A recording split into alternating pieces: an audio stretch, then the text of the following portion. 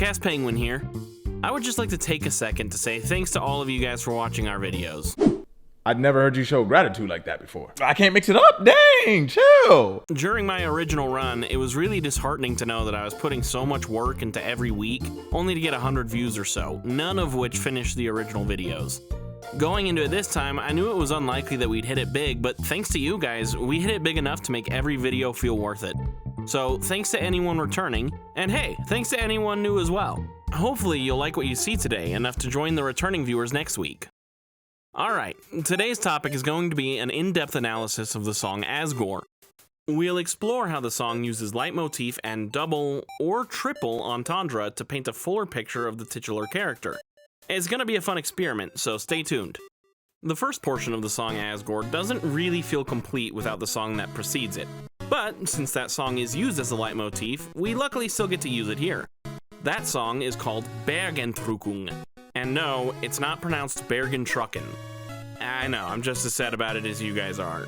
Driving in my car right after a beer. Hey, that bomb is shaped like a deer. I love the name, I love the meme, but the Bergentruck is sadly fake. Aww. Any German viewers are probably like, wow, he almost pronounced it correctly. Followed by, wow, he just read my mind. Little known fact about Outcast Penguin, I lived in Germany for 2 years, and was almost fluent in German at the time. I've since gotten a little bit rusty, but that German knowledge still really came in handy when analyzing certain media works. Bergentrückung is a German word that describes a popular writing trope. The German word itself is used interchangeably in English-speaking countries with the English original name for the same trope, the King in the Mountain.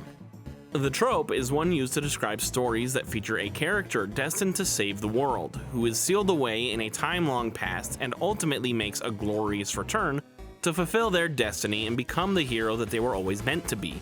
Great examples of stories that use the trope are Avatar: The Last Airbender and The Legend of Zelda: Ocarina of Time. Undertale 2 is building up Asgore as a king in the mountain, both in the literal sense that he's a king in the mountain, well, duh, and in the sense that he's a long-lauded hero who will break the seal holding him back, freeing his people in the process. So then, why call the song by the German title? Well, that's because this song's title, a seemingly wonderful use of double entendre, is actually a triple entendre. For those who are now confused as to why I'm speaking French, a double entendre is a word or phrase that contains a double meaning, and a triple is therefore the same but with 3 meanings. well, duh. Toby Fox is a huge fan of using entendres in his work to deepen the audience's understanding and appreciation of his concepts. The most famous of these is determination, which can mean either an emotion characterized by extreme persistence, or determination, and the concept of pushing past death, or determination. I don't know if Toby even knew this himself, as Google Translate won't tell it to you with a simple search, but Bergentrückung doesn't translate word for word to the words King in the Mountain. It translates to the English words mountain rapture, which, isn't that just perfect?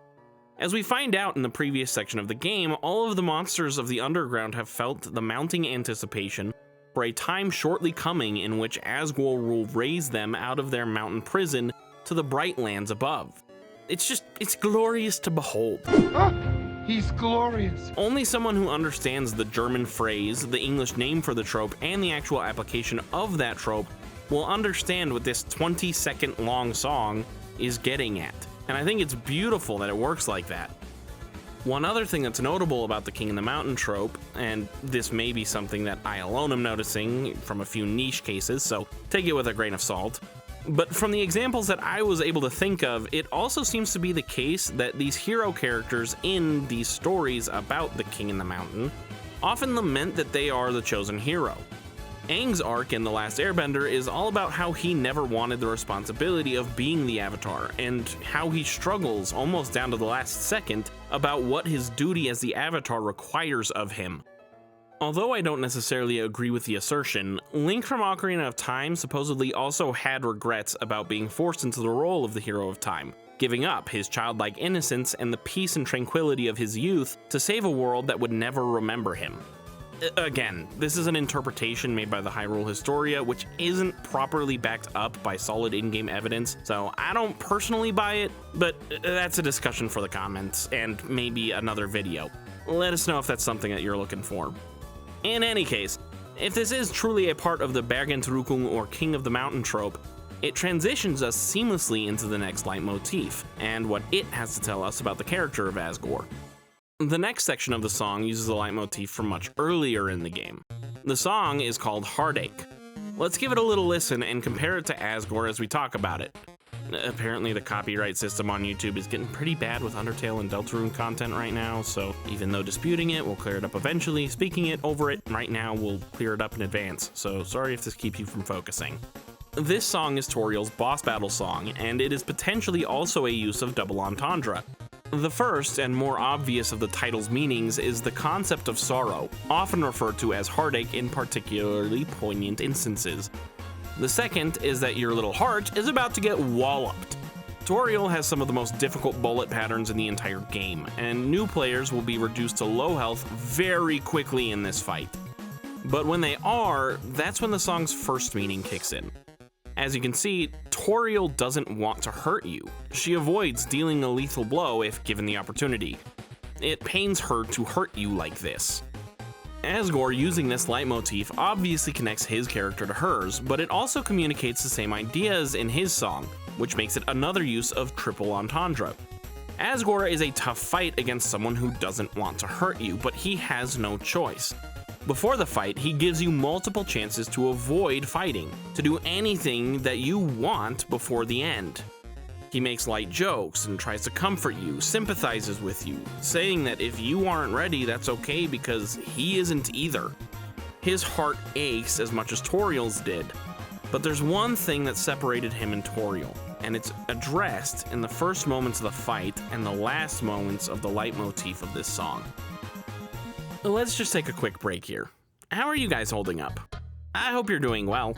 Life can be tough at times, but it's got a lot of good stuff waiting in the wings, I'm sure. We'll continue with the topic in a moment, but I wanted to take a second to do the dumb YouTuber thing and remind you guys to like and subscribe.